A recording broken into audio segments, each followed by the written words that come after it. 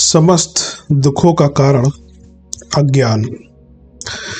प्रगति वस्तुओं के बाहुल्य के, इंद्रिय भोगों के अथवा प्रिय परिस्थितियों की उपलब्धि के साथ जुड़ी हुई नहीं है, वरन ज्ञान के विस्तार से संबंधित है। जिसका ज्ञान जितना सीमित है वह उतना ही पिछड़ा हुआ है। उसकी शक्ति और अशक्ति का लेखा जोखा भी ज्ञान संपदा की न्यूनाधिकता के साथ जुड़ा हुआ है। मनुष्य का नैतिक, सांस्कृतिक और आध्यात्मिक स्तर उसकी सुसंस्कृत ज्ञान चेतना के साथ जुड़ा हुआ है। भौतिक शक्तियों के उपार्जन और उपभोग को भी मानसिक विकास से पृथक नहीं रखा जा सकता। आदिकाल में मनुष्य शारीरिक दृष्टि से अब की अपेक्षा अधिक बलिष्ठ रहा होगा, पर उसकी चेतना पशु स्तर से कुछ ही ऊंची होने के कारण वह सुविकसित लोगों की तुलना में गया गुजरा ही सिद्ध होता रहा है।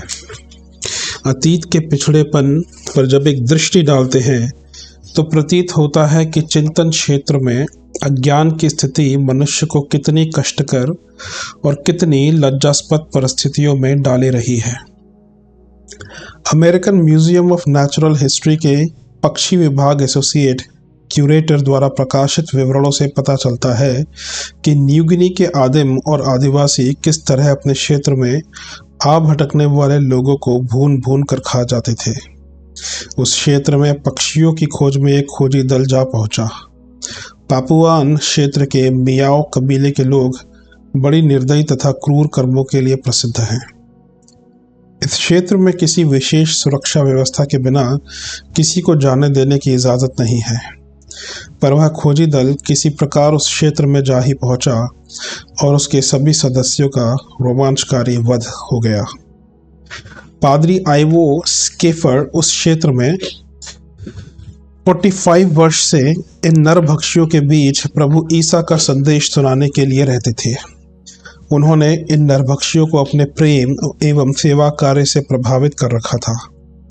शिक्षा, चिकित्सा आदि उपायों से उन्होंने इस क्षेत्र के निवासियों का मन जीत लिया था।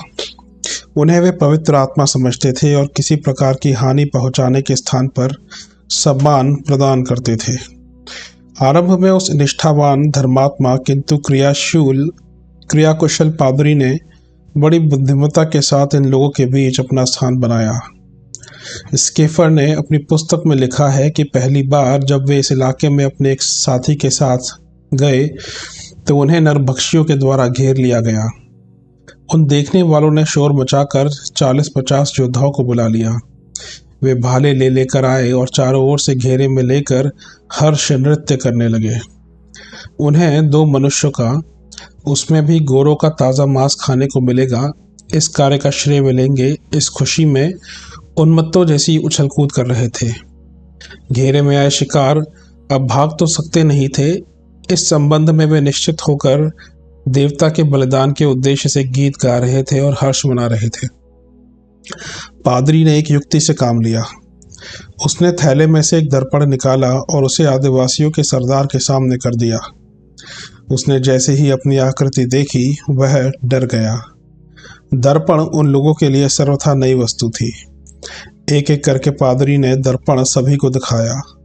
वे सभी बहुत डरे और समझने लगे कि यह आदमी कोई जादूगर है, इसे मारने से कोई विपत्ति आ सकती है। अस्तु वे अपने अपने भाले फेंक कर उसके इर्द गिर्द आशीर्वाद पाने के लिए सिर झुकाकर बैठ गए। पादरी ने एक और दूसरा चमत्कार प्रकट किया। उसके पोपले मुंह में दोनों जबड़े नकली दांतों के लगे थे।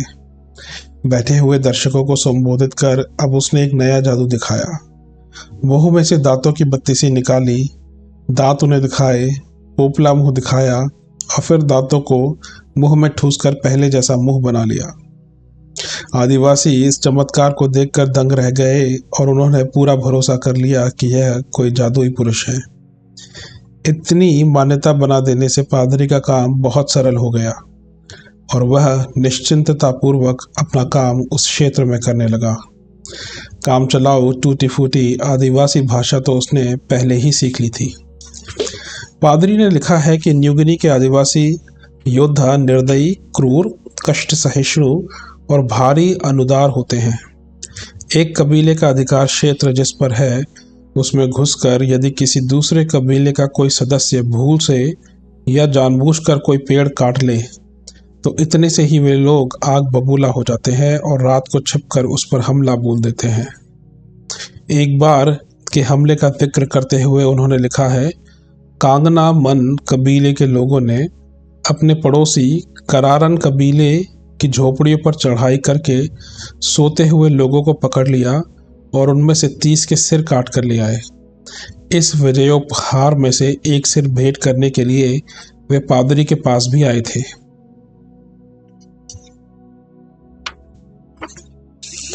कबीले का मुखिया तथा योद्धा बनने के लिए वे लोग पूरी तैयारी करते हैं।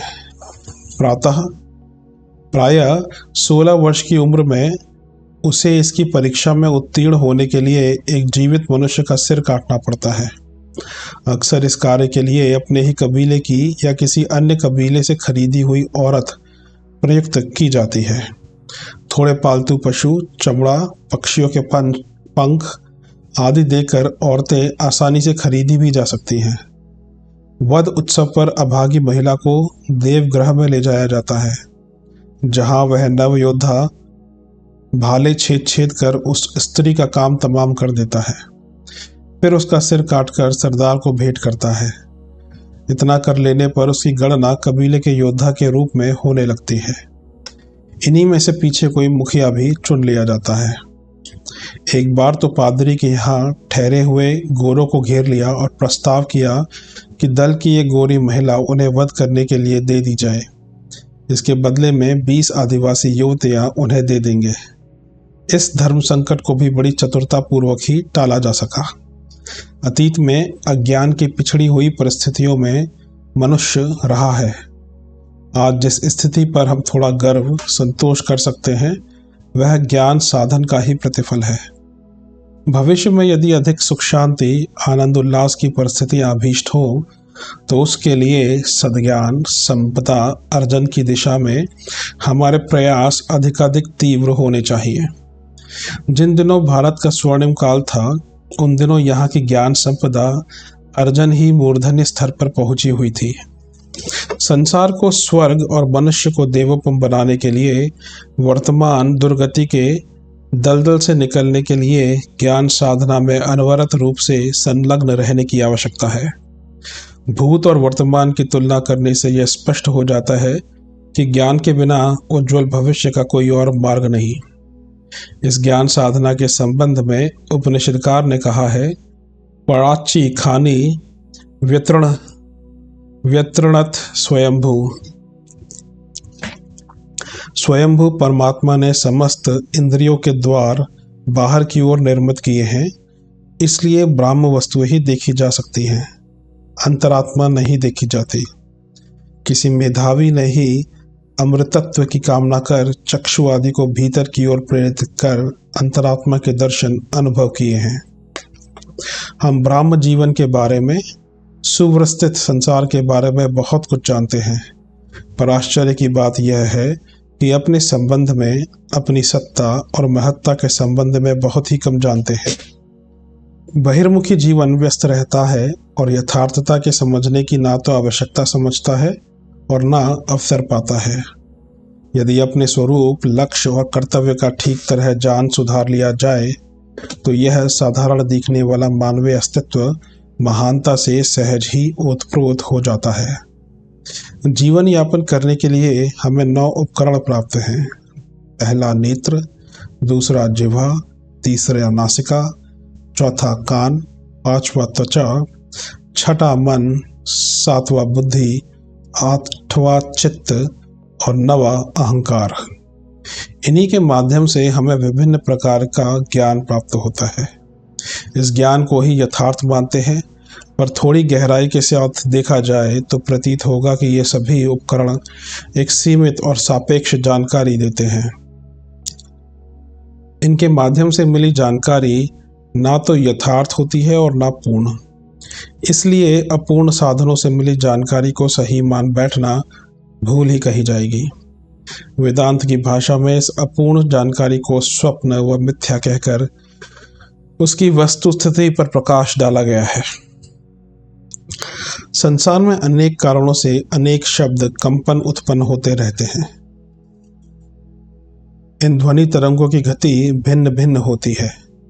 मनुष्य के कान केवल उतने ही ध्वनि कंपन पकड़ सुन सकते हैं जिनकी गति 33 सेकंड से लेकर 40 प्रति सेकंड के बीच होती है। इससे कम या ज़्यादा गति वाले कंपन अपने कानों की पकड़ में नहीं आते।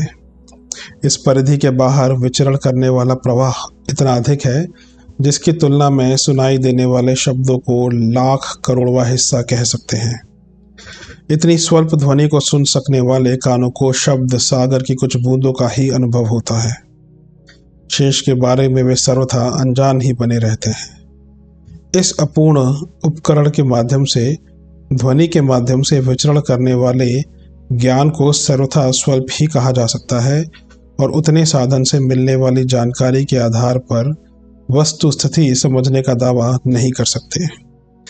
त्वचा के माध्यम से मिलने वाली जानकारी भी कानों की तरह ही अपूर्ण होती है, साथ ही भ्रांत भी। हाथ पर 1 मिनट तक बर्फ रखे रहें, इसके बाद उसी हाथ को साधारण जल में डुबोए लगेगा पानी गर्म है। इसके बाद हाथ पर कुछ देर कोई गर्म चीज़ रखे रहें, इसके बाद हाथ को उसी पानी में डुबोए तो प्रतीत होगा पानी ठंडा है। जल एक ही तापमान का था, पर बर्फ अथवा गर्म चीज़ रखने के बाद हाथ डुबोने पर अलग अलग तरह के अनुभव हुए। ऐसी त्वचा की गवाही पर क्या भरोसा किया जाए जो कुछ का कुछ बताती है। ठंडी और गर्मी की न्यूनाधिकता का अंतर भी त्वचा एक सीमा तक ही बताती है। अत्यधिक गर्म या अत्यधिक ठंडी वस्तु में तापमान या शीतमान का जो अंतर होता है उसे त्वचा नहीं बता सकती। ऐसी सीमित शक्ति वाली त्वचा इंद्रिय के माध्यम से हम समग्र सत्य को समझ सकने में कैसे समर्थ हो सकते हैं। अपनी आंखें सघन रात्रि में घोर अंधकार का अनुभव करती हैं, कुछ भी नहीं देख सकती, पर उसी स्थिति में उल्लू, चमगादड़, बिल्ली, चीता आदि प्राणी भली प्रकार से देखते हैं। विज्ञान कहता है कि जगत में प्रकाश सर्वदा और सर्वत्र विद्यमान है। अंधकार नाम की कोई चीज़ इस दुनिया में है ही नहीं। मनुष्य की आंखें एक सीमा तक के ही प्रकाश कंपनों को देख पाती हैं। जब प्रकाश की गति मनुष्य की नेत्र शक्ति की सीमा से कम होती है तो उसे अंधकार प्रतीत होता है। आकाश में अनेक रंगों के भिन्न भिन्न गति वाले प्रकाश कंपन चलते रहते हैं। मनुष्य के नेत्र उनमें से केवल 7 रंगों की स्वल्प जितनी प्रकाश तरंगों को ही अनुभव कर पाते हैं और शेष को देखने में असमर्थ रहते हैं। पीलिया रोग हो जाने पर हर वस्तु पीली दिखती है। रेटिनाइटिस पिगमेंटोसा रोग हो जाने पर एक सीधी रेखा धब्बे या बिंदुओं के रूप में दिखाई देती है। आकाश को ही लीजिए, वह हमें नीली चादर वाला गोलाकार पर्दे जैसा लगा दिखता है और लगता है उसमें समतल तारे टके हुए हैं। पर क्या यह ज्ञान सही है? क्या आकाश की सीमा उतनी ही है जितनी आंखों से दिखती है? क्या तारे उतने ही छोटे हैं जितने की आंखों को प्रतीत होते हैं? क्या वे सब समतल बिछे हैं? क्या आकाश का रंग वस्तुतः नीला है? इन प्रश्नों का उत्तर खगोल शास्त्र के अनुसार नहीं हो सकता है। पर इन आंखों को क्या कहा जाए जो हमें यथार्थता के से सर्वत्र भिन्न प्रकार की जानकारी देती है और भ्रम में डालती है। यही हाल नासिका का है। हमें कितनी ही वस्तुएं गंधहीन लगती हैं, पर वस्तुतः उनमें गंध रहती है और उनके स्तर अगणित प्रकार के होते हैं। कुत्तों की नाक इस गंध स्तर की भिन्नता को समझती है और बिछुड़ जाने पर अपने घर तक उसे पहुंचा देती है। प्रशिक्षित कुत्ते इसी गंध के आधार पर चोरी, हत्या आदि अपराध करने वालों को ढूंढ निकालते हैं। यही बात सुगंध दुर्गंध के भेदभाव से संबंधित है। प्याज, लहसुन आदि की गंध कितनों को बड़ी अरुचिकर लगती है। भोजन में थोड़ी सी भी पड़ जाने से मितली आती है, पर कितनों को इनके बिना भोजन में जायका ही नहीं आता। यही बात सिगरेट, शराब आदि की गंध के बारे में भी है। इन परिस्थितियों में नासिका के आधार पर यथार्थता का निर्णय कैसे किया जाए? जिह्वा स्वादों की जो अनुभूति कराती है वह भी वस्तु स्थिति नहीं है। खाद्य पदार्थ के साथ मुख के स्राव मिलकर एक विशेष प्रकार का सम्मिश्रण बनाते हैं। उसी को मस्तिष्क स्वाद के रूप में अनुभव करता है। यदि यही वास्तविकता होती तो नीम के पत्ते मनुष्य की तरह ऊंट को भी कड़वे लगते और वह भी उन्हें ना खाता। ऊंट नीम की पत्तियों का स्वाद मनुष्य की जीवा की अनुभूति से सर्वथा भिन्न प्रकार से लेता है। इसका अर्थ यह हुआ कि पदार्थों का वास्तविक स्वाद जिह्वा पकड़ नहीं पाती। भिन्न भिन्न प्राणी अपनी जिह्वा बनावट के अनुसार उनका स्वाद अनुभव करते हैं। कच्चा मांस मनुष्य के लिए अरुचिकर होता है, किंतु इसी को मांस भोजी पशु बड़ी रुचिपूर्वक खाते हैं। मलिन वस्तुओं को मनुष्य की जीवा स्वीकार नहीं कर सकती, पर सुअर को उनमें प्रिय स्वाद की अनुभूति होती है। मुंह में छाले हो जाने पर, बुखार या अपच रहने पर अथवा गुड़मार बूटी खाकर रसना मूर्छित कर देने पर वस्तु के स्वाद का अनुभव नहीं होता। इस अधूरी जानकारी वाले जिह्वा इंद्रिय को सत्य की साक्षी के रूप में कैसे प्रामाणिक माना जाए। प्रख्यात दार्शनिक फारावी का कथन है कि प्रत्येक वस्तु सत्ता स्वरूप है। हर पदार्थ के पीछे एक गति ही नहीं, चेतना भी है। यह गति और चेतना न केवल पदार्थों में वरन प्राणधारियों में भी काम करती है। फिर जड़ चेतन से संयुक्त उस विशाल ब्रह्म के पीछे सत्ता क्यों ना होगी।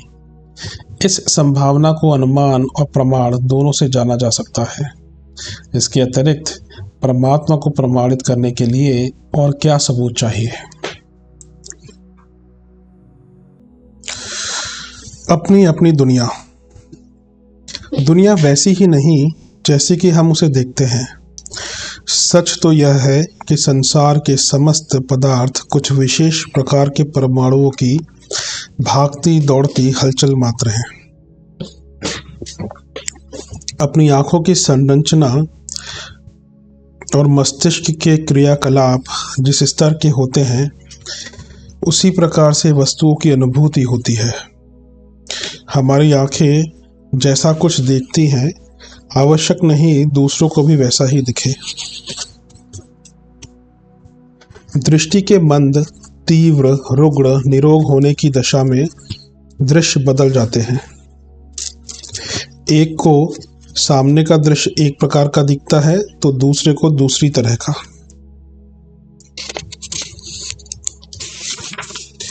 यही बात स्वाद के संबंध में भी है।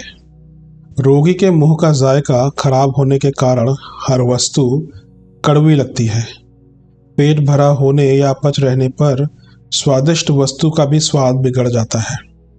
बात यही समाप्त नहीं हो जाती। हर मनुष्य के स्रावों में कुछ न कुछ रासायनिक अंतर रहता ही है, जिसके कारण एक ही खाद्य पदार्थ का स्वाद हर व्यक्ति को दूसरे की अपेक्षा कुछ न कुछ भिन्न प्रकार का अनुभव होता है।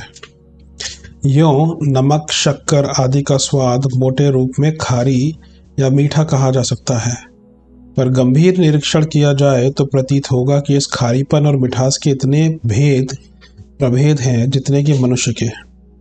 किसी का स्वाद किसी से पूर्णतः नहीं मिलता जुलता, कुछ न कुछ भिन्नता अवश्य रहती है। यही बात आँखों के संबंध में है। आँखों की संरचना और मस्तिष्क की बनावट में जो अंतर पाया जाता है, उसी के कारण एक मनुष्य दूसरे की तुलना में कुछ न कुछ भिन्नता के साथ ही वस्तुओं तथा घटनाओं को देखता है। मनुष्य और पक्षियों की आंखों की सूक्ष्म बनावट में एवं मस्तिष्क की संरचना में काफी अंतर है। इसलिए वे वस्तुओं को उसी तरह नहीं देखते जैसे कि हम देखते हैं। उन्हें हमारी अपेक्षा भिन्न तरह के रंग दिखाई पड़ते हैं। रूस की पशु प्रयोगशाला में बताया गया है कि बैलों को लाल रंग नहीं दिखता। उनके लिए सफ़ेद और लाल रंग एक ही स्तर के होते हैं। इसी तरह मधुमक्खियों को भी लाल और सफ़ेद रंग का अंतर विदित नहीं होता। जुगनू, सरीखे, कीट पतंग एक अतिरिक्त रंग अल्ट्रावायलेट भी देखते हैं, जो मनुष्य की आंखें देख सकने में असमर्थ हैं। पक्षियों को लाल, नीला, पीला और हरा ये 4 रंग ही दिखते हैं। हमारी तरह से ना तो वे 7 रंग देखते हैं और ना उनके भेद उपभेदों से ही परिचित होते हैं। ठीक इसी प्रकार हरी घास की हरितिमा सबको एक ही स्तर की दिखाई नहीं पड़ती, किंतु हमारी भाषा का अभी इतना विस्तार नहीं हुआ है कि इस माध्यम से हर व्यक्ति को जैसा सूक्ष्म अंतर उस हरे रंग के बीच दिखाई पड़ता है उसका विवरण बताया जा सके। यदि प्रत्युत्तर से अंतर की गहराई में जाया जाए तो स्वाद और रंग के अंतर बढ़ते ही चले जाएंगे और अंततः यह मानना पड़ेगा कि जिस तरह हर मनुष्य की आवाज़, शक्ल और प्रकृति में अंतर होता है, उसी प्रकार रंगों की अनुभूति में भी अंतर रहता है। स्वाद के संबंध में भी यही बात है, गंध में भी यही अंतर रहेगा। सुनने और छूने में भी हर व्यक्ति को दूसरे से भिन्न प्रकार का अनुभव होता है। यह भिन्नता बहुत ही सूक्ष्म स्तर की होती है, पर होती अवश्य है। सच तो यह है कि स्वाद की तरह रंगों की अनुभूति में भी हर मनुष्य का अनुभव एक दूसरे से पूरी तरह नहीं मिलता है और उसमें अंतर होता है। यह अंतर इतना सूक्ष्म होता है कि उसका वर्णन हमारी शब्दावली ठीक तरह से नहीं कर सकती। एक वस्तु की मिठास एक व्यक्ति को जैसी अनुभव होती है, दूसरे को उसकी अनुभूति जैसी होगी, उसमें अंतर रहेगा। और अंतर इतना हल्का है कि सभी लोग गन्ने को मीठा कह सकते हैं, पर इस मिठास को किसने किस स्तर का अनुभव किया, इसकी कोई सूक्ष्म परीक्षा व्यवस्था हो तो सहज ही यह कहा जा सकता है कि एक ने दूसरे से काफ़ी अंतर वाली मिठास चखी है। इसका कारण मुख में रहने वाले रासायनिक द्रव्यों की संरचना एवं मात्रा में अंतर होना है। हमारी आंखें जिस वस्तु का जो रंग देखती हैं, क्या वस्तुतः वह उसी रंग की है? हमारी आंखों को जिस वस्तु का जो रंग दिखता है, क्या अन्य जीवों को भी वैसा ही दिखता है? इन प्रश्नों का उत्तर बेखटके नहीं दिया जा सकता। तथ्य यह है कि वस्तुतः किसी पदार्थ का कोई रंग नहीं है। अणुओं की विशेष प्रकार की संरचना ही सघन होकर विभिन्न प्रकार की वस्तुओं को बनाती है। अणुओं का कोई रंग नहीं, फिर रंगीनी क्या है? वस्तुएं सूर्य की केवल सफ़ेद किरणों को आत्मसात करती हैं और इन किरणों के किसी एक रंग को प्रतिबंधित करती हैं। पौधों की पत्तियां हरे रंग की इसलिए दिखती हैं क्योंकि वे सूर्य किरणों का हरा रंग पचा नहीं पाती और उसका प्रत्यावर्तन कर देती हैं।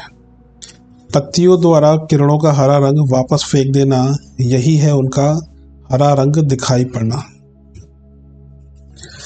तत्वज्ञानियों का यह कथन एक दृष्टि से सर्वथा सत्य है कि हर मनुष्य की अपनी दुनिया है, वह उसकी अपनी बनाई हुई है और उसी में रमण करता है। दुनिया वस्तुतः कैसी है? इस प्रश्न का उत्तर एक ही हो सकता है कि वह जड़ परमाणुओं की नीरस हलचल मात्र है।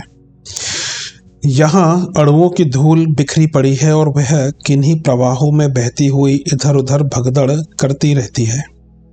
इसके अतिरिक्त यहाँ ऐसा कुछ नहीं है जिसे स्वादिष्ट, अस्वादिष्ट, रूपवान तथा कुरूप कहा जा सके। हमें नीम की पत्ती कड़वी लगती है, पर ऊंट उन्हें रुचिपूर्वक खाता है। संभव है उसे वे पत्तियां बिस्कुट या मिठाई की तरह मधुर लगती हों। वस्तुतः कोई वस्तु न मधुर है न कड़वी। हमारी अपनी संरचना ही अमुक वस्तुओं के साथ तालमेल बैठाने पर जैसी कुछ उल्टी पुल्टी प्रतिक्रिया उत्पन्न करती है, उसी आधार पर हम उसका रंग, स्वाद आदि का निर्धारण करते हैं। यही बात प्रिय अथवा अप्रिय के संबंध में लागू होती है। अपने और बिराने के संबंध में भी अपनी ही दृष्टि और अपनी ही मान्यता काम करती है। वस्तुतः ना कोई अपना है ना बिराना। इस दुनिया के आंगन में अगणित बालक खेलते हैं। इनमें से कभी कोई किसी के साथ हो लेता है, कभी प्रतिपक्ष का खेल खेलता है। इन क्षणिक संयोगों और वियोगों को बाल बुद्धि जब बहुत अधिक महत्व देने लगती है तो प्रतीत होता है कि कुछ बहुत बड़ी अनुकूलता प्रतिकूलता उत्पन्न हो गई है। हर्ष शोक के आवेशों में घटनाक्रम उतना उत्तरदायी नहीं होता जितना कि अपना मनस्तर स्वयं सोचने का दृष्टिकोण। संत और चोर के ज्ञानी और अज्ञानी के दृष्टिकोण में एक ही स्थिति के संबंध में जो जमीन आसमान जैसा अंतर रहता है, उसका कारण पृथक पृथक मनस्थिति ही है। घटनाक्रम का उतना श्रेय या दोष नहीं। संसार के स्वरूप निर्धारण में, जानने समझने में में 5 ज्ञानेंद्रियों की भांति ही मन संस्थान के 4 चेतना केंद्र भी काम करते हैं। अतएव उन्हें भी अनुभूति उपकरणों में ही गिना गया है। हमारा समस्त ज्ञान इन्हीं उपकरणों के आधार पर टिका हुआ है। मनुष्यों की भिन्न मनस्थिति के कारण एक ही तथ्य के संबंध में परस्पर विरोधी मान्यताएं एवं रुचियां होती हैं। यदि यथार्थता एक ही होती तो सबको एक ही तरह के अनुभव होते। एक व्यक्ति अपराधों में संलग्न होता है, दूसरा परमार्थ परोपकार में। एक को भोग प्रिय है, दूसरे को त्याग। एक को प्रदर्शन में रुचि है, दूसरे को सादगी में। एक विलास के साधन जुटा रहा है, दूसरा त्याग पथ पर बढ़ रहा है। इन भिन्नताओं से यही सिद्ध होता है कि वास्तविक सुख दुख हानि लाभ कहाँ से है, किस में है। इसका निर्णय किसी सार्वभौम कसौटी पर नहीं, मन संस्थान की स्थिति के आधार पर अथवा स्वयं सोचने के दृष्टिकोण के अनुरूप ही किया जाता है। सार्वभौम सत्य यदि प्राप्त हो गया होता तो संसार में मतभेदों की कोई गुंजाइश न रहती। मन संस्थान जो अनुभव कराता है उसमें भी इंद्रिय ज्ञान से कम नहीं, वरन अधिक ही भ्रांति भारी पड़ी है। सुख और दुख की अनुभूति सापेक्ष है। दूसरे की तुलना करके ही स्थिति के भले बुरे का अनुभव किया जाता है। कोई मध्य स्थिति का व्यक्ति अमीर की तुलना में गरीब है, किंतु महादरिद्र की तुलना में वह भी अमीर है। ज्वर पीड़ित व्यक्ति स्वस्थ की तुलना में दुखी है, पर कैंसरग्रस्त की तुलना में सुखी। शरीर पीड़ा की कुछ अनुभूतियों को छोड़कर शेष 90% दुख और सुख सापेक्ष होते हैं। उस स्थिति में एक व्यक्ति अपने को सुखी अनुभव कर सकता है और दूसरा सुखी।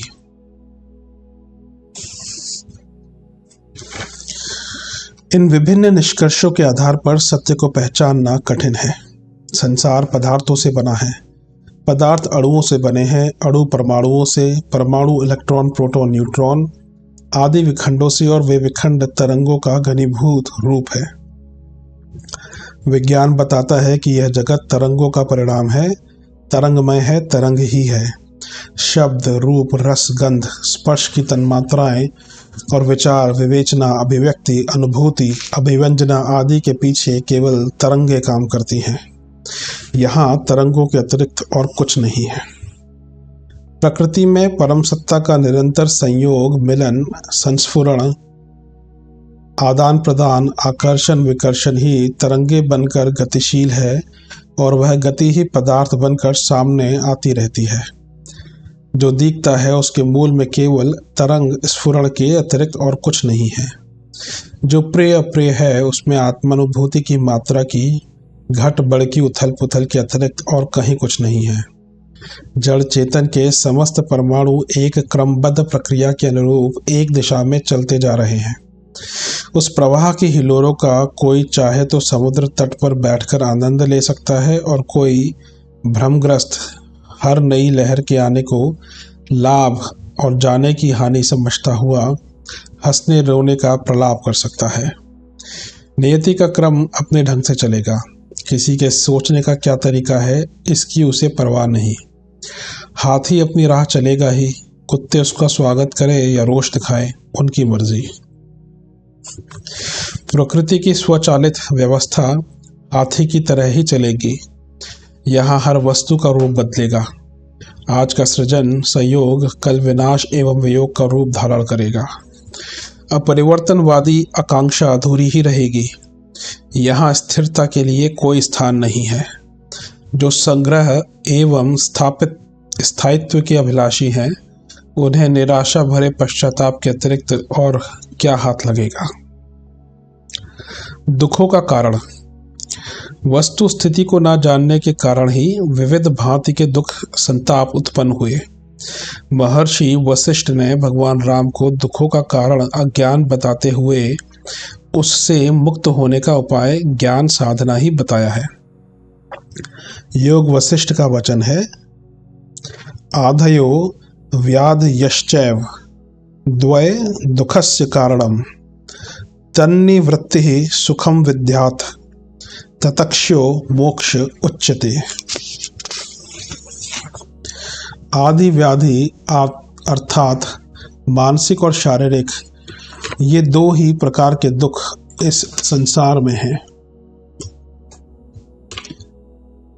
इनकी निवृत्ति विद्या अर्थात ज्ञान द्वारा ही होती है।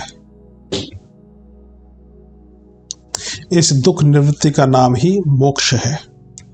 इस प्रकार इस न्याय से विदित होता है कि यदि मनुष्य जीवन में दुखों का तिरोधान हो जाए तो वह मोक्ष की स्थिति में अवस्थित हो जाए। दुखों का अत्यंत अभाव ही आनंद है, अर्थात मोक्ष और आनंद एक दूसरे के पर्याय हैं। इस प्रकार यदि जीवन के दुखों को नष्ट किया जा सके तो आनंदवाची मोक्ष को प्राप्त किया जा सकता है। बहुत बार देखा जाता है कि लोग जीवन में अनेक बार आनंद प्राप्त करते हैं। वे हंसते, बोलते, खाते, खेलते, मनोरंजन करते, नृत्य, संगीत और काव्य कलाओं का आनंद लेते हैं। उत्सव, समारोह और पर्व मनाते, प्रेम पाते तथा प्रदान करते हैं। गोष्ठी और सत्संगों में मोद विनोद करते और न जाने कितने प्रकार से आमोद प्रमोद पाते तथा प्रसन्न रहा करते हैं। तो क्या उनकी इस स्थिति को मोक्ष कहा जा सकता है? नहीं, मनुष्य की इस स्थिति को मोक्ष नहीं कहा जा सकता। मोक्ष का आनंद स्थायी, स्थिर, अक्षय, अहेतुक और निशेष हुआ करता है। वह ना कहीं से आता है और ना कहीं जाता है, ना किसी कारण से उत्पन्न होता है और ना किसी कारण से नष्ट। वह आत्मभूत और अहेतुक है। वह संपूर्ण रूप में मिलता है, संपूर्ण रूप में अनुभूत होता है और संपूर्ण रूप में सदा सर्वदा ही बना रहता है। वह सार्वदेशिक, सर्वव्यापक और सर्वस्व ही होता है। मोक्ष का आनंद पाने पर ना तो कोई अंश शेष रह जाता है और ना उसके आगे किसी प्रकार के आनंद की इच्छा शेष रह जाती है। वह प्रकाम, पूर्ण और परमावधिक होता है। पूर्वोक्त लौकिक आनंदों में ये विशेषताएं नहीं होती। उनकी प्राप्ति के लिए कारण और साधन की आवश्यकता होती है। वह किसी हेतु से उत्पन्न होता है और हेतु के मिट जाने पर नष्ट हो जाता है। इतना ही क्यों, यदि एक बार उसका आधार बना भी रहे तो भी उस आनंद में जीर्णता, क्षीणता, प्राचीनता और अरुचिता आ जाती है। लौकिक आनंदों की परिसमाप्ति दुख में ही होती है। आज जो किसी कारण से प्रसन्न है, आनंदित है, वह कल किसी कारण से दुखी होने लगता है। लौकिक आनंद की कितनी ही मात्रा क्यों ना मिलती जाए, तथापि और अधिक पाने की प्यास बनी रहती है। उससे ना तृप्ति मिलती है और ना संतोष। जिस अनुभूति में अतृप्ति, असंतोष और तृष्णा बनी रहे, वह आनंद कैसा? लौकिक आनंद के कितने ही सघन वातावरण में क्यों ना बैठे हों, एक छोटा सा अप्रिय समाचार या छोटी सी दुखद बात उसे समूल नष्ट कर देती है। तब न किसी के मुख पर हंसी रह जाती है और न हृदय में पुलक। लौकिक आनंद और मोक्षानंद की परस्पर तुलना ही नहीं की जा सकती। लौकिक आनंदों में इस असफलता का कारण यह होता है कि वे असत्य एवं भ्रामक होते हैं। उनकी अनुभूति प्रवंचना अथवा मृग तृष्णा के समान ही होती है। इस असत्यता के दोष ही लौकिक आनंद को निकृष्ट एवं आग्रह बना देते हैं। आनंद केवल आत्मिक आनंद ही होता है। मोक्ष का आनंद ही वास्तविक तथा अन्वेषणीय आनंद है। लौकिक आनंदों की अग्राह्यता का प्रतिपादन इसलिए किया गया है कि जो व्यक्ति उसके झूठे प्रवंचनों में फंस जाता है, उन्हें पकड़ने पाने के लिए दौड़ता रहता है, उनको स्थिर और स्थायी बनाने में लगता है, वह अपना सारा जीवन इसी मायाजाल में उलझकर खो देता है। भ्रम में पड़े रहने के कारण उसे वास्तविकता का ध्यान ही नहीं आता। लौकिक आनंदों के फेर में पड़कर जिसे वास्तविक आनंद का ध्यान ही न आएगा, वह उसको पाने के लिए प्रयत्नशील भी क्यों होगा। जिस हिरण को मरुमरीचिका जल भ्रम में भुला देती है, तन मन से उसी को पकड़ने के पीछे पड़ा रहता है। अब पाया करता हुआ वह निस्सार दुराशा का यंत्र बना भटकता रहता है और इस प्रकार वास्तविक जल की खोज से वंचित ही रह जाता है। परिणाम यह होता है कि भटक भटक कर प्यासा ही मर जाता है। जिस जीवन में वह पानी और परितृप्ति दोनों को पाकर कृतार्थ हो सकता था, वह जीवन यूं ही चला जाता है, नष्ट हो जाता है। यही हाल लौकिक आनंदवादियों का होता है। जिस जीवन में वे मोक्ष और उसका वास्तविक सुख प्राप्त कर सकते हैं, वे उसे माया, छाया और भ्रामक सुख की मरीचिका में नष्ट कर अपनी अनंत हानि कर लेते हैं। इसीलिए लौकिक सुखों को प्रबलता के साथ आग्रह एवं गर्हित बताया गया है। वास्तविक आनंद लौकिक लिप्साओं और सांसारिक भोग विलासों में नहीं है, वह मोक्ष और मोक्ष की स्थिति में है। उसी को पाने का प्रयत्न करना चाहिए। वही मानव जीवन का लक्ष्य भी है। उसी में शांति और तृप्ति मिलेगी। इस प्रकार स्पष्ट है कि दुख तो दुख है ही, सांसारिक सुख भी दुख का ही एक रूप है। इसकी निवृत्ति से ही सच्चे सुख की प्राप्ति संभव है। किंतु इसकी निवृत्ति का उपाय क्या है?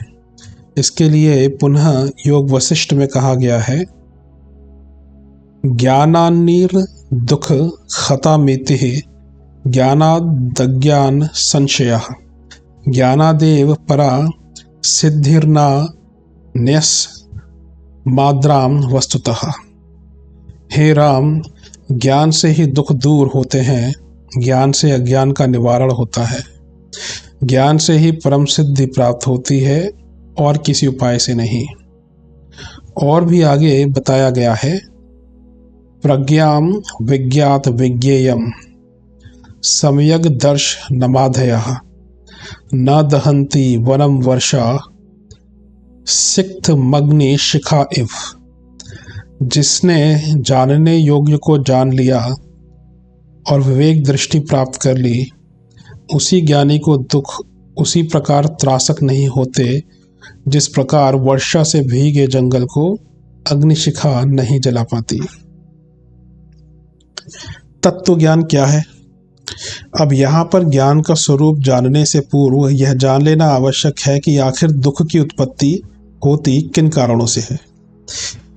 वैसे तो जीवात्मा अपने मूल रूप में आनंदमय है, तब अवश्य ही कोई कारण ऐसा होना चाहिए जो उसके लिए दुख की सृष्टि करता है।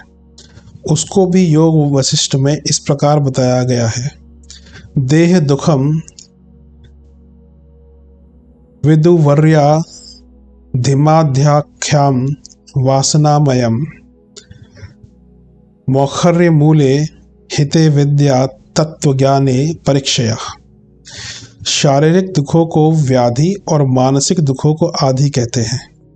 दोनों अज्ञान से ही उत्पन्न होती हैं और ज्ञान से नष्ट होती हैं।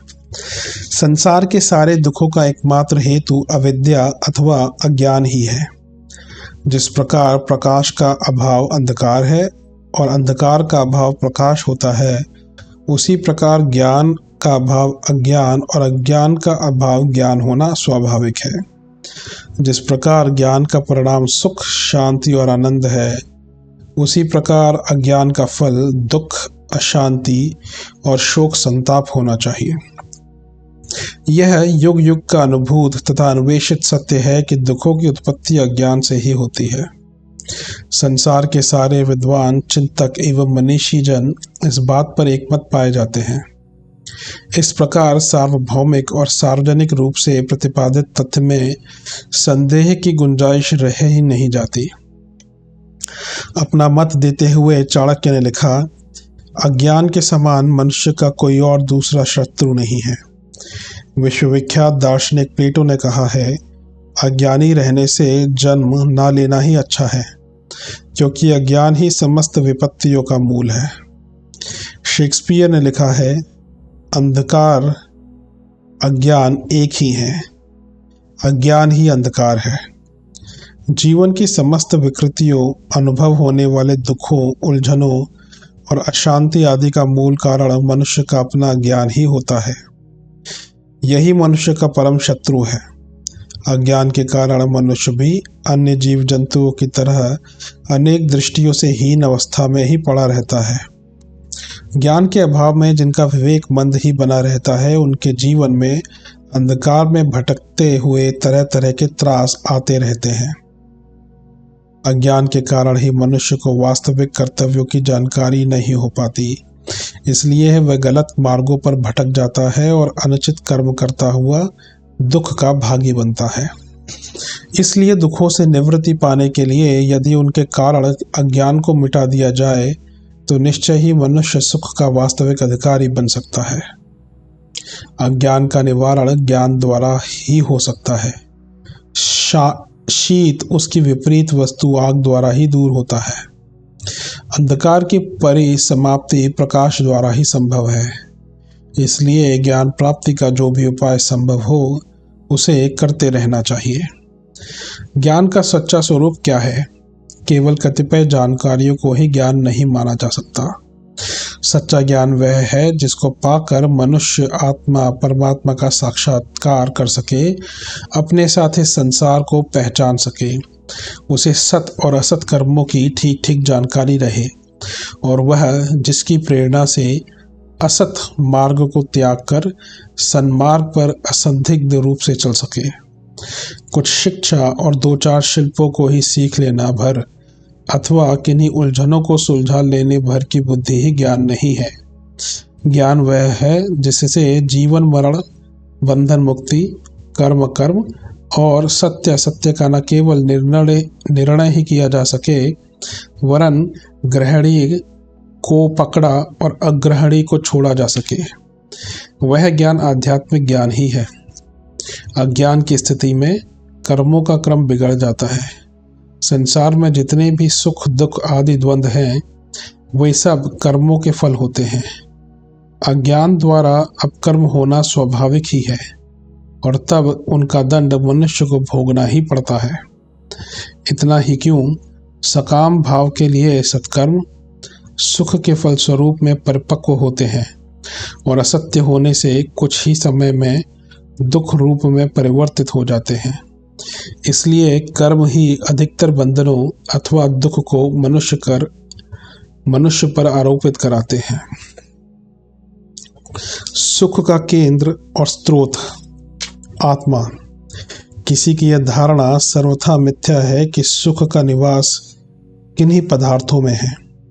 यदि ऐसा रहा होता तो वे सारे पदार्थ जिन्हें सुखमय माना जाता है सबको समान रूप से सुखी और संतुष्ट रखते, अथवा उन पदार्थों के मिल जाने पर मनुष्य सहज ही सुख संपन्न हो जाता। किंतु ऐसा देखा नहीं जाता है।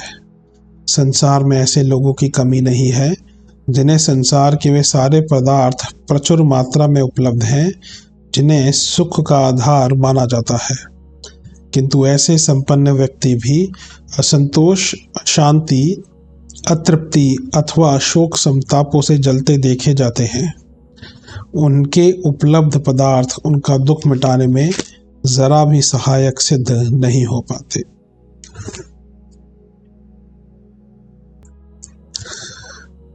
वास्तविक बात यह है कि संसार के सारे पदार्थ जड़ होते हैं। जड़ तो जड़ ही है, उसमें अपनी कोई क्षमता नहीं होती।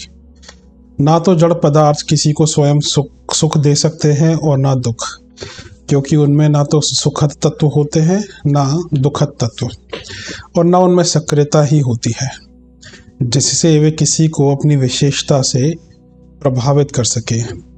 यह मनुष्य का अपना आत्म तत्व ही होता है जो उससे संबंध स्थापित करके उसे सुखद या दुखद बना लेता है। आत्म तत्व की उन्मुखता ही किसी पदार्थ को किसी के लिए सुखद और किसी के लिए दुखद बना देती है। खेद है कि मनुष्य अज्ञानवश सुख दुख के इस रहस्य पर विश्वास नहीं करते और सुख की खोज संसार के जड़ पदार्थों में किया करते हैं। पदार्थों को सुख का दाता मानकर उन्हें ही संचय करने में अपना बहुमूल्य जीवन बेकार में गंवा देते हैं। पदार्थों को सुख का दाता मानकर उन्हें ही संचय करने में अपना बहुमूल्य जीवन बेकार में गंवा देते हैं। केवल इतना ही नहीं कि वे सुख की खोज आत्मा में नहीं करते, बल्कि पदार्थों के चक्कर में फंसकर उनका संचय करने के लिए अकर्णीय कार्य तक किया करते हैं। झूठ, फरेब, मक्कारी, भ्रष्टाचार, बेईमानी आदि के अपराध और पाप तक करने में तत्पर रहते हैं। सुख का निवास पदार्थों में नहीं, आत्मा में है। उसे खोजने और पाने के लिए पदार्थों की ओर नहीं, आत्मा की ओर उन्मुख होना चाहिए। पदार्थों का उपभोग इंद्रियों द्वारा होता है। इंद्रियों के सक्रिय और सजीव होने से ही किसी रस, सुख अथवा आनंद की अनुभूति होती है। उसकी इंद्रियां सतेज बनी रहती हैं। पदार्थ और विषयों का आनंद मिलता रहता है। पर जब मनुष्य वृद्ध अथवा अशक्त हो जाता है तो वे ही पदार्थ जिनमें पहले विभोर कर देने वाला आनंद मिलता था, एकदम नीरस और स्वादहीन लगने लगते हैं। उनका सारा सुख न जाने कहाँ विलीन हो जाता है। वास्तविकता यह है कि अशक्तता की दशा एवं वृद्धावस्था में इंद्रियां निर्बल तथा अनुभवशीलता से शून्य हो जाती हैं। उनमें किसी पदार्थ का रस लेने की शक्ति नहीं रहती। इंद्रियों का शैथिल्य ही पदार्थों को नीरस, असुखद तथा निस्सार बना देता है। वृद्धावस्था में ही क्यों, बहुत बार यौवनावस्था में भी सुख की अनुभूतियां समाप्त हो जाती हैं। इंद्रियों में कोई रोग लग जाने अथवा उनको चेतनाहीन बना देने वाली कोई घटना घटित हो जाने पर भी उनकी रसानुभूति की शक्ति नष्ट हो जाती है। जैसे रसेंद्रिय जीवा में छाले पड़ जाएं तो मनुष्य कितने ही सुस्वाद पदार्थों का सेवन क्यों न करे, उसे उसमें किसी प्रकार का आनंद मिलेगा ही नहीं। पाचन शक्ति निर्बल हो जाए तो कोई भी पौष्टिक पदार्थ बेकार हो जाएगा। आंखें विकार युक्त हो जाए तो सुंदर से सुंदर दृश्य भी कोई आनंद नहीं दे पाते। इस प्रकार कह सकते हैं कि सुख पदार्थ में नहीं, बल्कि इंद्रियों की अनुभूति करने की शक्ति में है। अब देखना यह है कि इंद्रियों की शक्ति क्या है। बहुत बार ऐसे लोग देखने को मिलते हैं जिनकी आंखें देखने में सुंदर, स्वच्छ तथा विकार विहीन होती हैं, लेकिन उन्हें दिखलाई नहीं पड़ता। परीक्षा करने पर पता चलता है कि आंखों का यंत्र भी ठीक है, उनमें आने जाने वाली नस नाड़ियों की व्यवस्था भी ठीक है, तथापि दिखलाई नहीं देता। इसी प्रकार अन्य इंद्रियों, नाक, कान आदि की भी यही दशा हो जाती है। सब तरह से सब वस्तुएं ठीक होने पर भी इंद्रिय निष्क्रिय अथवा निरनुभूत ही रहती है। इसका अर्थ यह हुआ कि रस की अनुभूति इंद्रियों की स्थूल बनावट से नहीं होती, वरन इससे भिन्न कोई दूसरी वस्तु है जो रस की अनुभूति कराती है। वह वस्तु क्या है? वह वस्तु है चेतना, जो सारे शरीर और मन प्राण में ओतप्रोत रहकर मनुष्य की इंद्रियों को रसानुभूति की शक्ति प्रदान करती है। आनंद अथवा सुख का निवास आत्मा में है। उसी की शक्ति से उसकी अनुभूति होती है और वही जीव रूप में उसका अनुभव भी करती है। सुख न पदार्थों में है और न किसी अन्य वस्तु में, वह आत्मा में ही जीवात्मा द्वारा अनुभव किया जाता है। मनुष्य की अपनी आत्मा ही सब कुछ है। आत्मा से रहित वह एक मिट्टी का पिंड मात्र ही है। शरीर से जब आत्मा का संबंध समाप्त हो जाता है तो वह मुर्दा हो जाता है। शीघ्र ही उसे बाहर करने और जलाने दफनाने का प्रबंध किया जाता है। संसार के सारे संबंध आत्मा से ही संबंधित हैं। जब तक जिसमें आत्मभाव बना रहता है उसमें प्रेम और सुख आदि की अनुभूति बनी रहती है। जब यह आत्मीयता समाप्त हो जाती है तो वही वस्तु या व्यक्ति अपने लिए कुछ भी नहीं रह जाता। किसी को अपना मित्र बड़ा प्रिय लगता है, उससे मिलने पर हार्दिक आनंद की अनुभूति उपलब्धि होती है, ना मिलने से बेचैनी होती है। किंतु जब किन्हीं कारणोंवश उससे मैत्री भाव समाप्त हो जाता है अथवा आत्मीयता नहीं रहती तो वह मित्र अपने लिए एक सामान्य व्यक्ति बन जाता है। उसके मिलने न मिलने में किसी प्रकार का हर्ष विषाद नहीं होता। बहुत बार तो उससे इतनी विमुखता हो जाती है कि मिलने अथवा दिखने पर अन्यथा अनुभव होता है। प्रेम, सुख और आनंद की सारी अनुभूतियाँ आत्मा से ही संबंधित होती हैं, किसी वस्तु, विषय, व्यक्ति अथवा पदार्थ से नहीं। सुख का संसार आत्मा से में ही बसा हुआ है, उसे उसमें खोजना चाहिए। सांसारिक विषयों अथवा वस्तुओं में भटकते रहने से वही दशा और परिणाम सामने आएगा जो मरीचिका में भटके मृग के सामने आता है।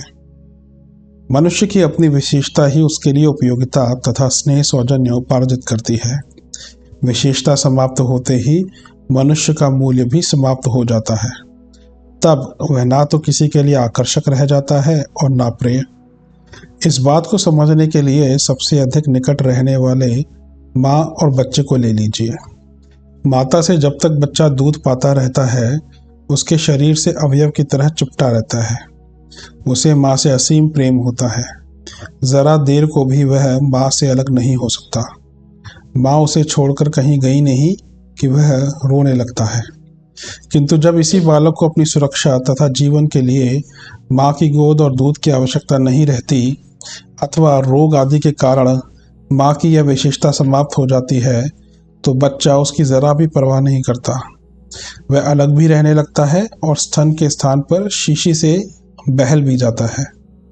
मनुष्य की विशेषताएं ही किसी के लिए स्नेह, सौजन्य अथवा प्रेम आदि की सुखदायक स्थितियां उत्पन्न करती हैं।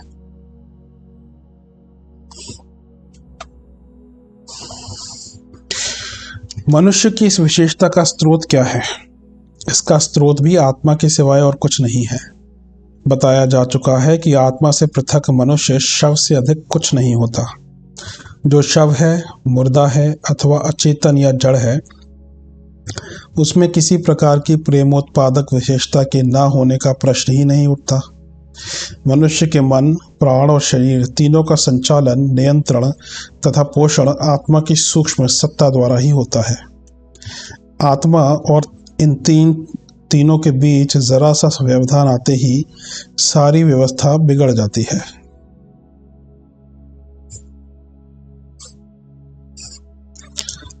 सुंदर, सुगठित और स्वस्थ शरीर की दुर्दशा हो जाती है। प्राणों का स्पंदन तिरोहित होने लगता है और मन मतवाला होकर मनुष्य को उन्मत्त और पागल बना देता है। ऐसी भयावह स्थिति में संसार का कोई व्यक्ति, कोई आत्मीय और कोई स्वजन संबंधी ना तो प्रेम कर सकता है और ना स्नेह सौजन्य के सुखद भाव ही प्रदान कर सकता है। यह केवल मनुष्य की अपनी आत्मा ही है जो उसका सच्चा मित्र, सगा संबंधी और वास्तविक शक्ति है। होगा मुझे लग रहा है कि 3 और 3 इसी के कारण मनुष्य गुणों और विशेषताओं का स्वामी बनकर अपना मूल्य बढ़ाता और पाता है। जीवन में सुख सौख्य के उत्पादन, अभिवर्धन और रक्षा के लिए मनुष्य को चाहिए कि वह आत्मा की ही शरण में रहे, उसे ही अपना माने, उससे ही प्रेम करे और उसे ही खोजने पाने में अपने जीवन की सार्थकता समझे।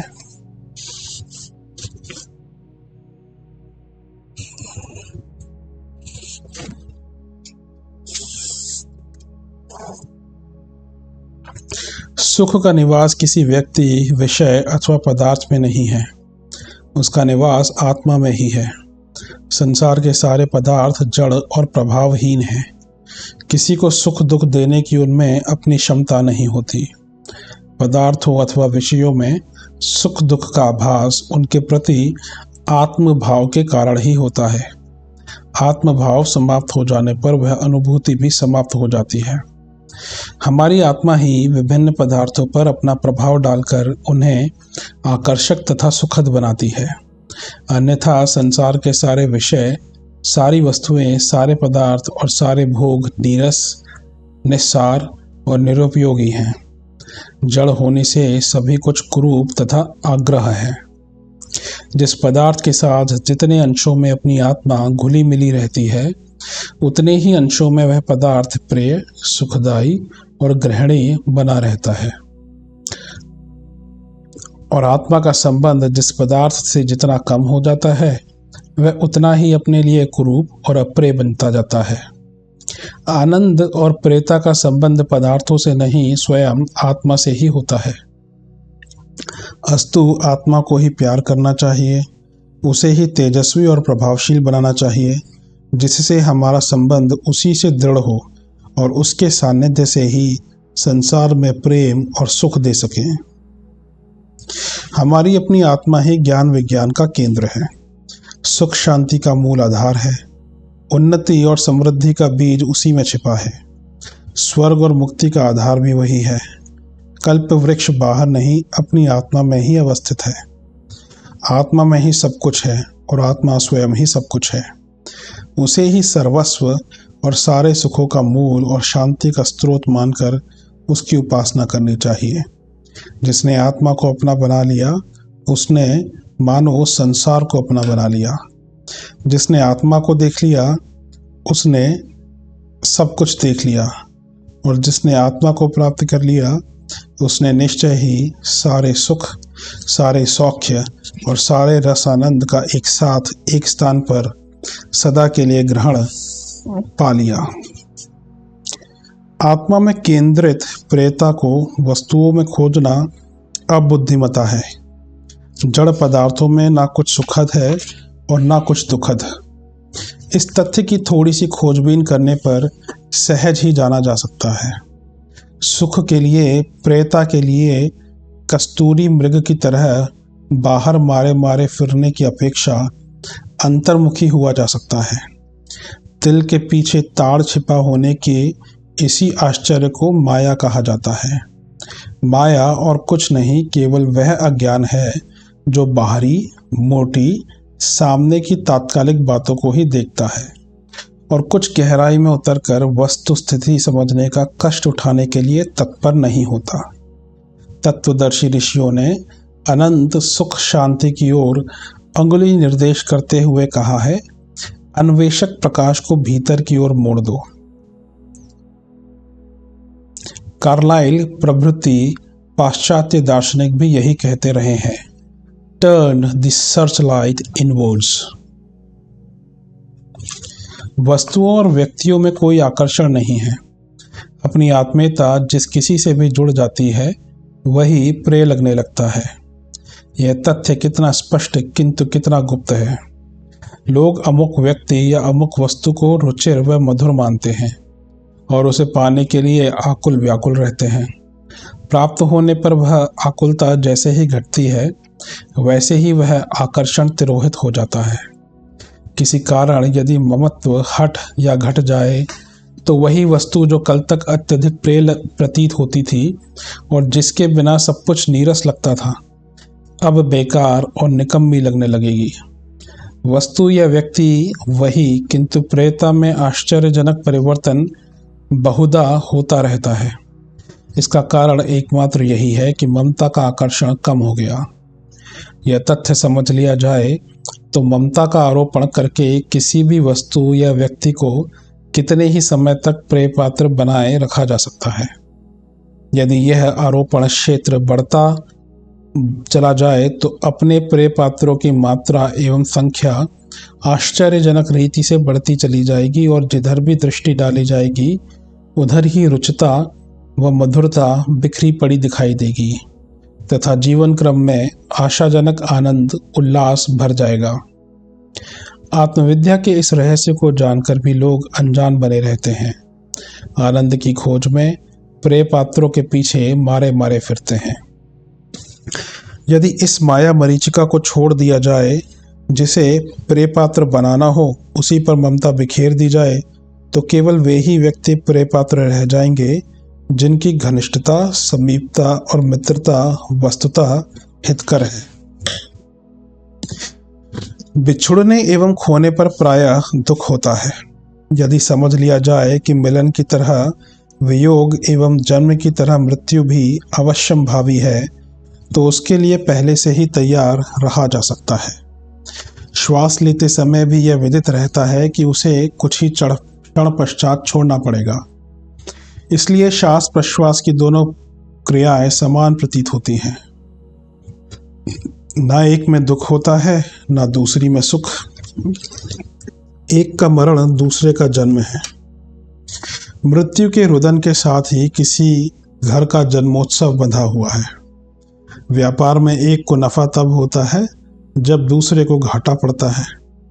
धूप छां की तरह, दिन रात की तरह, सर्दी गर्मी की तरह यदि मिलन बिछोह और हानि और लाभ को परस्पर एक दूसरे के साथ अविच्छिन्न रूप से मानकर चला जाए तो राग द्वेष एवं हानि लाभ के सामान्य सृष्टि क्रम में ना कुछ प्रिय लगे और ना कुछ अप्रिय।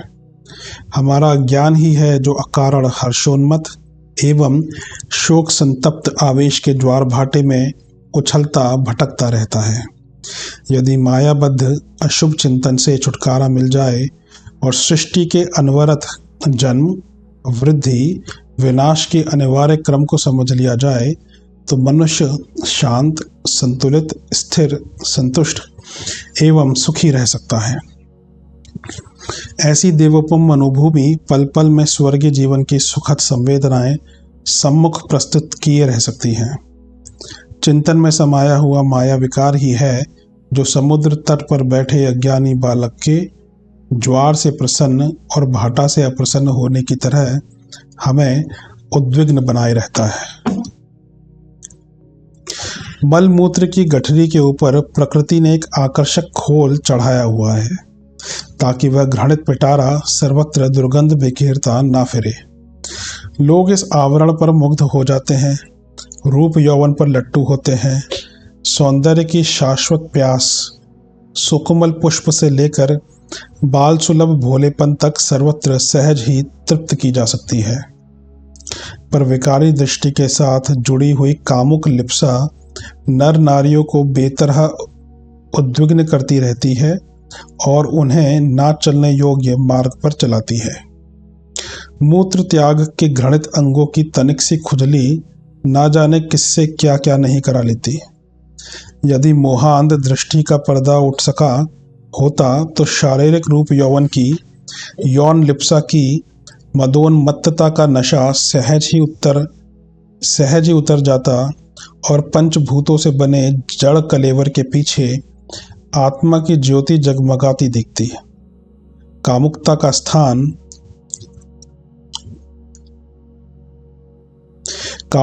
स्थान पवित्र प्रेम भावनाओं ने ग्रहण कर लिया होता और नर नारी के बीच के संबंध प्रकृति और पुरुष की तरह एक दूसरे के पूरक बनकर श्रेय साधन में संलग्न रहे होते। आज का नारकीय दाम्पत्य जीवन तब स्वर्गीय सुषुम्ना बिखेर रहा होता। ऐसे उच्च आदर्शों को आधार मानकर बनाए गए गृहस्थ तब स्वर्ग की प्रतिमूर्ति बनकर धरती को उल्लास आनंद से भरे रहे होते और नर रत्नों की पीढ़ियां सृजी गई होती। यह पिशाचनी माया ही है जिसने रूप सौंदर्य को परखने का दृष्टि दोष उत्पन्न करके आत्म तत्व को तिरस्कृत और चमड़ी की चमक को गौरव प्रदान किया है।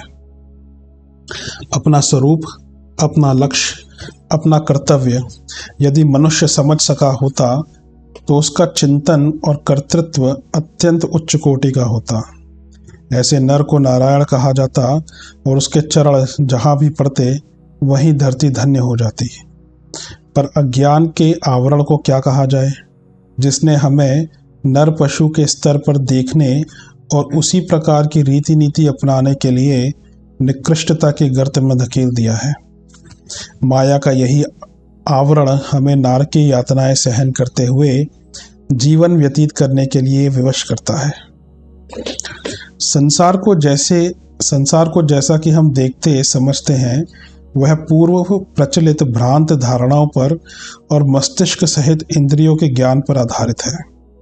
यदि हम एक बार इन दोनों आधारों की अप्रामाणिकता और अक्षमता को स्वीकार कर लें तथा नए सिरे से अपने संबंध में, संबंधित व्यक्तियों तथा पदार्थों के संबंध में, समस्त विश्व ब्रह्मांड के संबंध में तर्कपूर्ण वैज्ञानिक दृष्टिकोण से विचार करना आरंभ करें तो तथ्य बिल्कुल दूसरे ही स्तर के सामने आएंगे और वही प्रतिपादन 16 आने सत्य सिद्ध होगा जिसे वेदांत दर्शन में निर्धारित किया गया है। जिस प्रकार हर प्रभात को हम जगते हैं और हर रात को गहरी नींद में सोते हैं, ठीक उसी प्रकार थोड़ी अधिक विस्तृत भूमिका में जन्म और मरण की प्रक्रिया चलती रहती है। सूर्य हर दिन डूबता उगता है। जीवन भी नियत अवधि में उत्पन्न और समाप्त होता रहता है। जिस तरह एक के बाद दूसरे दिन का लंबा जीवन यापन चलता रहता है, उसी प्रकार एक जन्म के बाद दूसरे जन्म की श्रृंखला चलती है। इसमें ना कोई दुख की बात है, ना शोक की और न डर की। यह तथ्य यदि सामने प्रस्तुत रहे तो फिर जीवन की लंबी श्रृंखला की योजना इस ध्यान में रखकर ही बनाई जानी चाहिए। यदि भावी जीवन को उज्ज्वल बनाने की संभावना सामने हो तो उसके लिए एक दिन के कष्ट कठिनाई से व्यतीत करने की बात किसी को अखरती नहीं। ऐसी भूल भी कोई समझदार आदमी नहीं कर सकता कि एक दिन शौक मौज बनाने के लिए कोई ऐसा अवांछनीय कार्य कर डाला जाए जिसके लिए जीवन के शेष समस्त दिन विपत्ति में फंसकर व्यतीत करने पड़े। मनुष्य जीवन की व्यवस्था बनाते समय भी यदि रीति नीति अपनाई जा सके तो समझना चाहिए कि अनंत जीवनों की जुड़ी हुई श्रृंखला का स्वरूप समझ लिया गया। ऐसी दशा में ना वस्तुओं से लोभ हो सकता है और ना व्यक्तियों से मोह। तब केवल वस्तुओं के सदुपयोग और व्यक्तियों के प्रति कर्तव्य पालन का भाव ही मन में उठता रह सकता है।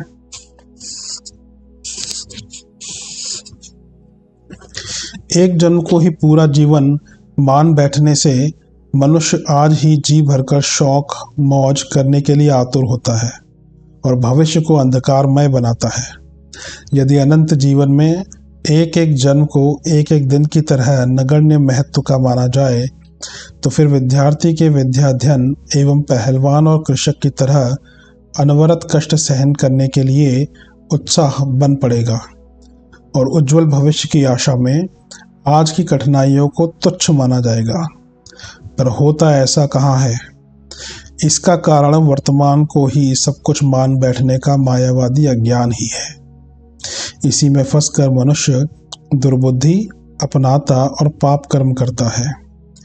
यदि माया का पर्दा हट जाए तो फिर बाल क्रीड़ाओं को छोड़कर वयस्कों और बुद्धिमानों जैसी गतिविधियां अपनाने की ही प्रवृत्ति बनेगी।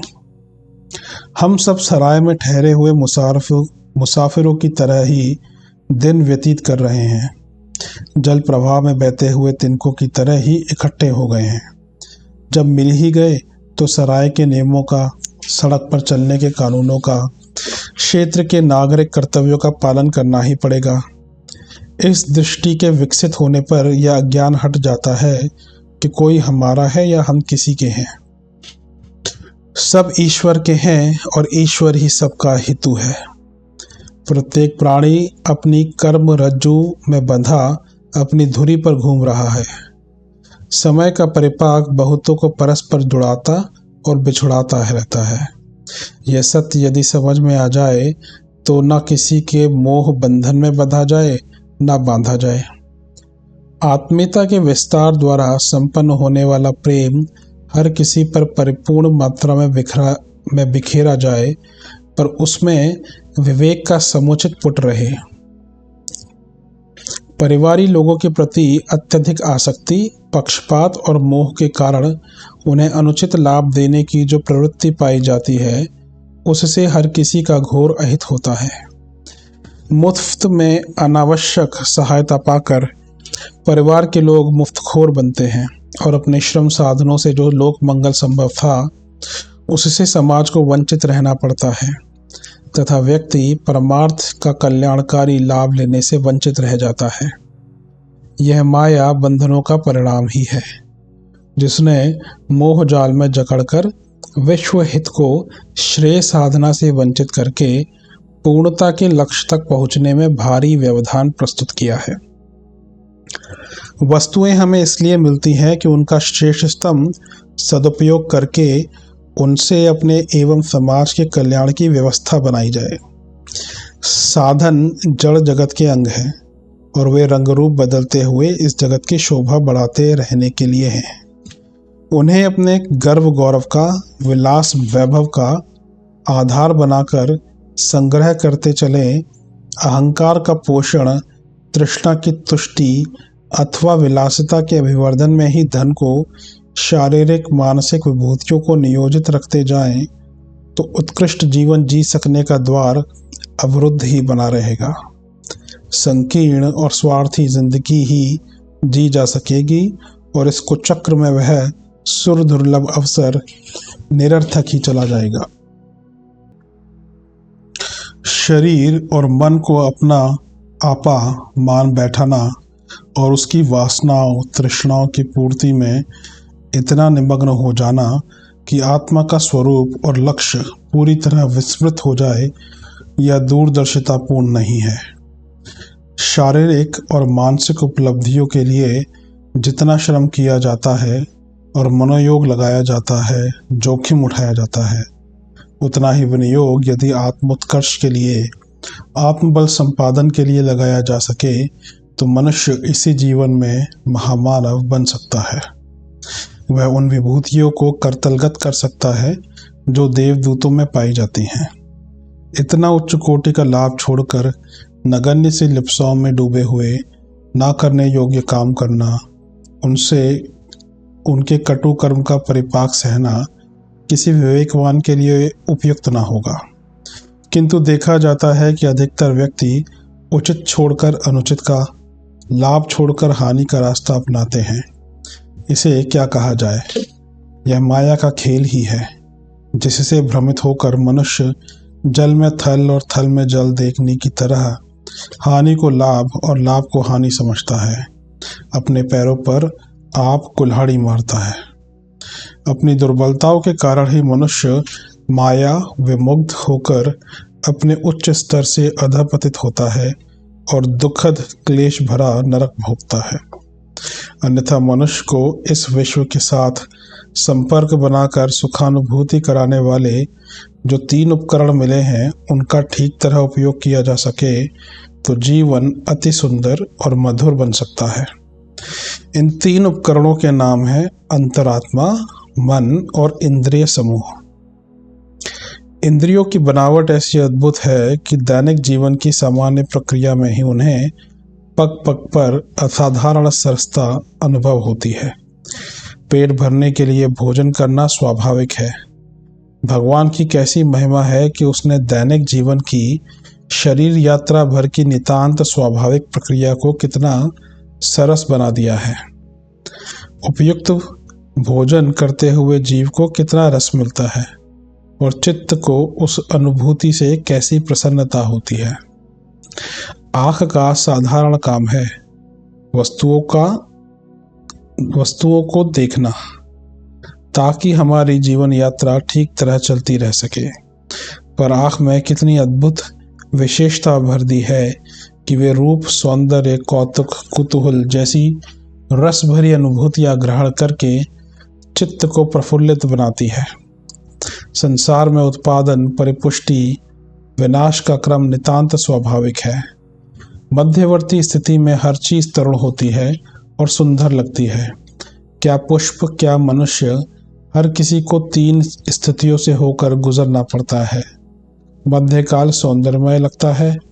वस्तुतः ये तीनों ही परिस्थितियां अपने क्रम, अपने स्थान और अपने समय पर सुंदर हैं, पर आँखों को सुंदर असुंदर का भेद करके मध्यकाल की स्थिति को सुंदर समझने की कुछ अद्भुत विशेषता मिली है। फलस्वरूप जो कुछ उभरता हुआ, विकसित, परिपुष्ट दिखता है सो सुंदर लगता है।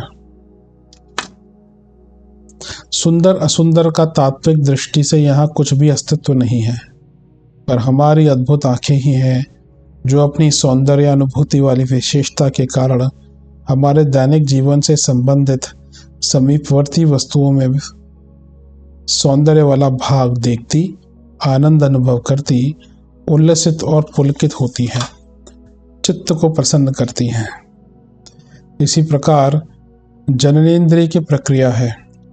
प्रजनन मक्खी, मच्छरों, कीट पतंगों, बीज, अंकुरों में भी चलता रहता है। यह सृष्टि का सरल स्वाभाविक क्रम है, पर हमारी जननेंद्रिय में कैसा अजीब उल्लास सरोबार कर दिया है कि संभोग के क्षण ही नहीं, उसकी कल्पना भी मन के कोने कोने में सिहरन, पुलकन, उमंग और आतुरता भर देती है। तत्वतः बात कुछ भी नहीं है। दो शरीरों के दो अवयवों का स्पर्श, इसमें क्या अनोखापन है, क्या अद्भुतता है, क्या उपलब्धि है। फिर स्पर्श का कुछ प्रभाव हो भी तो उसकी कल्पना से किस प्रकार, क्यों, किस लिए चित्त को बेचैन करने वाली ललक पैदा होनी चाहिए। बात कुछ भी नहीं है, मात्र जननेंद्रिय के बनावट में एक अद्भुत प्रकार की सरसता का समावेश मात्र है, जो हमें सामान्य स्वाभाविक दाम्पत्य जीवन के वास्तविक या काल्पनिक, प्रत्यक्ष और परोक्ष क्षेत्र में एक विचित्र प्रकार की रसानुभूति उत्पन्न करके जीने भर के लिए प्रयुक्त हो सकने वाले जीवन को निरंतर उमंगों से भरता रहता है। ऊपर जीभ, आँख और जननेंद्रिय की चर्चा हुई। कान और नाक के बारे में भी इसी प्रकार समझना चाहिए। इंद्रिय समूह अपने साथ रसानुभूति की विलक्षणता इसलिए धारण किए हुए है कि सरस, स्वाभाविक, सामान्य जीवन क्रम ऐसे ही नीरस ढर्रे का जीने भर के लिए मिला हुआ प्रतीत ना हो, वरन उसमें हर घड़ी उत्साह, उल्लास, रस, आनंद बना रहे और उसे उपलब्ध करते रहने के लिए जीवन की उपयोगिता, सार्थकता और सरसता का भान होता रहे। इंद्रिय समूह हमें इसी प्रयोजन के लिए उपलब्ध हैं। यदि उनका उचित, संयमित, विवेकपूर्ण और व्यवस्थापूर्वक उपयोग किया जा सके तो हमारा भौतिक व सांसारिक जीवन पग पग पर सरसता, आनंद उपलब्ध करता रह सकता है। दूसरा उपकरण मन इसलिए मिला है कि संसार में जो कुछ चेतन है उसके साथ अपनी चेतना का स्पर्श करके और भी ऊंचे स्तर की आनंदभूति प्राप्त करें। इंद्रियां जड़ शरीर से संबंधित हैं। जड़ पदार्थों को स्पर्श करके उनके संसर्ग का सुख लूटती हैं। जड़ का जड़ से स्पर्श भी कितना सुखद हो सकता है, इस विचित्रता का अनुभव हमें इंद्रियों के माध्यम से होता है।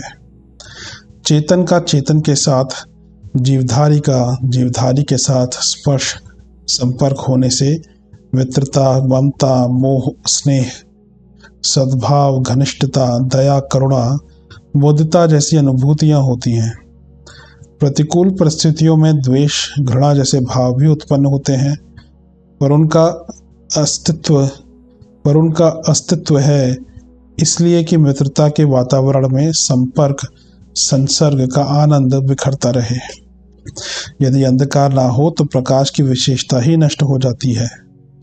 वस्तुतः मन की बनावट दूसरों के संपर्क, सहयोग, स्नेह भावों के आदान प्रदान का सुख प्राप्त करने में है। मेले ठेलों में, सभा सम्मेलनों में जाने की इच्छा इसलिए उठती है। उन जन संकुल संस्थानों में व्यक्तियों की घनिष्ठता न सही, समीपता का अदृश्य सुख तो अनायास ही मिलता है। क्योंकि इंद्रिय सुख और जन संपर्क की घनिष्ठता में सहायक और एक और नया माध्यम सभ्यता के विकास के साथ साथ बनकर खड़ा हो गया है, इसलिए अब प्रिय वह भी लगने लगा है। इस तीसरे मनुष्यकृत आकर्षण तत्व का नाम है धन। इस धन में स्वभावता कोई आकर्षण नहीं होता। इसमें इंद्रिय समूह या मन को पुलकित करने वाली कोई सीधी क्षमता नहीं है। धातु के सिक्के या कागज के टुकड़े भले आदमी के लिए प्रत्यक्षतः क्यों आकर्षक हो सकते हैं, पर चूंकि वर्तमान समाज व्यवस्था के अनुसार धन के द्वारा इंद्रिय सुख के साधन प्राप्त होते हैं, मैत्री भी संभव होती है, इसलिए धन भी प्रकारांतर रूप में मन का प्रिय विषय बन गया है। अस्तु धन की गणना भी सुखदायक माध्यमों से जोड़ ली गई है। तीनों शरीरों को जीवात्मा धारण किए हुए है। तीनों की तीन रसानुभूतियां हैं। ऊपर दो की चर्चा हो चुकी है। स्थूल शरीर की सरसता इंद्रिय समूह के साथ जुड़ी हुई है। आहार, निद्रा, भय व मैथुन जैसे सुख इंद्रियों द्वारा ही मिलते हैं। सूक्ष्म शरीर का प्रतीक मन है। मन की सरसता मैत्री जनसंपर्क पर अवलंबित है। परिवार मोह से लेकर सामाजिक संबंध, नेतृत्व, सम्मेलन, उत्सव एवं आयोजन जैसे संपर्क परक अवसर मन को सुख देते हैं। घटित होने वाली घटनाओं को अपने ऊपर घटित होने की सूक्ष्म संवेदना उत्पन्न करके वह समाज की अनेक हलचलों से भी अपने को बांध लेता है और उन घटनाक्रमों में खट्टी मीठी अनुभूतियां उपलब्ध करता है।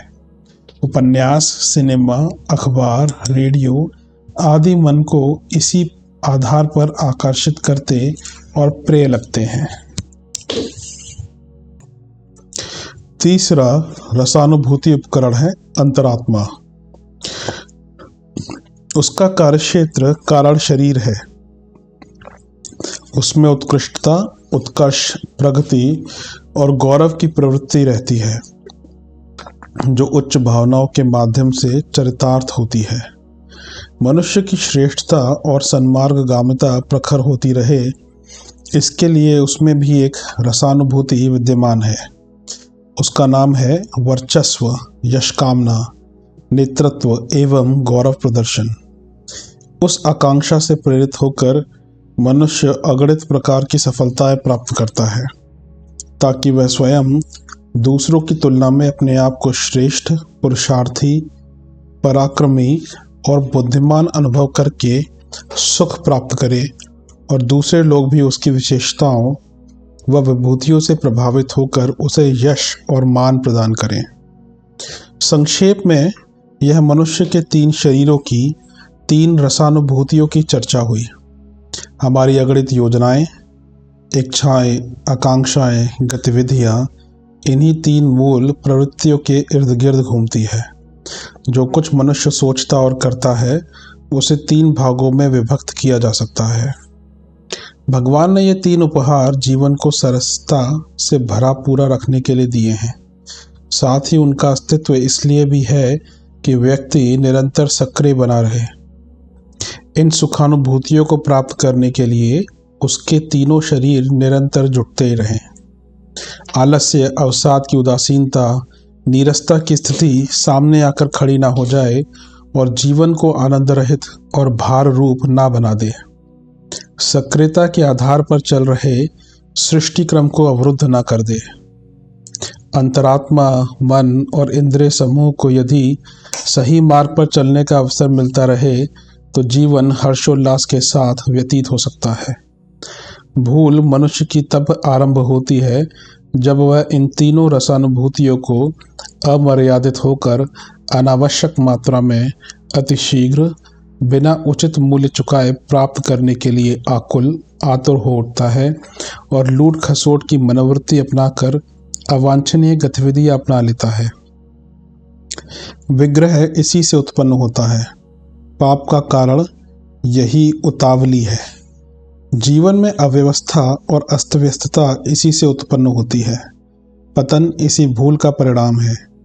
अपराधी, दुष्ट और घृणित बनने का कारण उन उपलब्धियों के लिए अनुचित मार्ग को अपनाना ही है।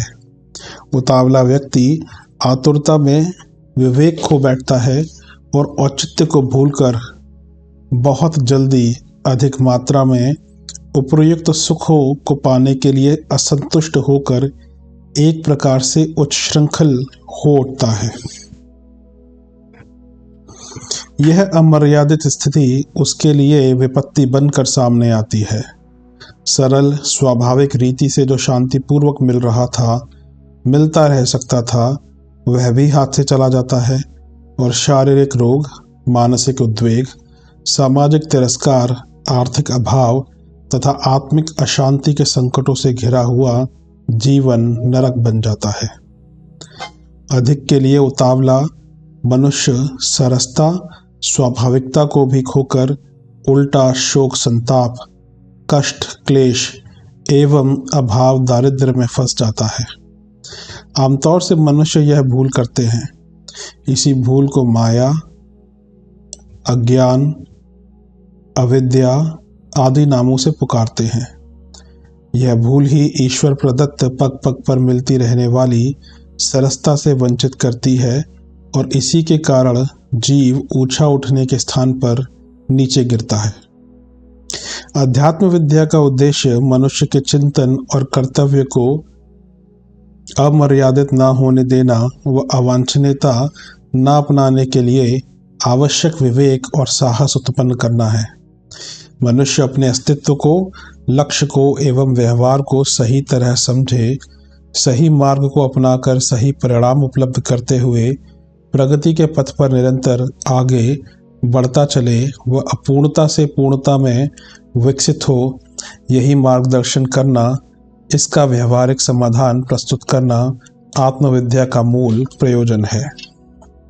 यह स्मरण रखा जाना चाहिए कि मानव का निर्माण जन एवं चेतन के युग्म से हुआ है। जब तक शरीर में चेतना है तब तक हमारी सभी इंद्रियां क्रियाशील हैं और शरीर में हलचल है, लेकिन जिस क्षण चेतना या आत्मा शरीर से अलग हो जाती है तो शरीर मिट्टी का ढेला मात्र रह जाता है। उसमें कोई स्पंदन नहीं, कोई क्रिया अर्थात कोई सतर्कता, सार्थकता नहीं रह पाती। इस प्रकार हम देखते हैं कि शरीर एवं आत्मा का संयोग जहाँ जीवात्मा में विराट शक्ति का स्रोत है, वहाँ आत्मा से रहित शरीर का कोई मूल्य नहीं। अपने जीवन का प्रत्येक क्षण हम अपने शरीर के सुख साधन जुटाने में खर्च करते हैं और इंद्रियजन्य भोगों में मरते खपते रहते हैं, लेकिन मृत्यु के समय तक भी हम अपनी वासनाओं, तृष्णाओं एवं लुप्तताओं को तुष्ट नहीं कर पाते। जीवन के समग्र उद्देश्य की पूर्ति के लिए यह आवश्यक है कि हम शरीर एवं आत्मा दोनों के विकास, परिष्कार एवं तुष्टि पुष्टि का दृष्टिकोण अपनाएं। केवल एक को ही विकसित करें और एक को उपेक्षित करें, ऐसा दृष्टिकोण अपनाने से सच्चा आनंद मिल नहीं सकता।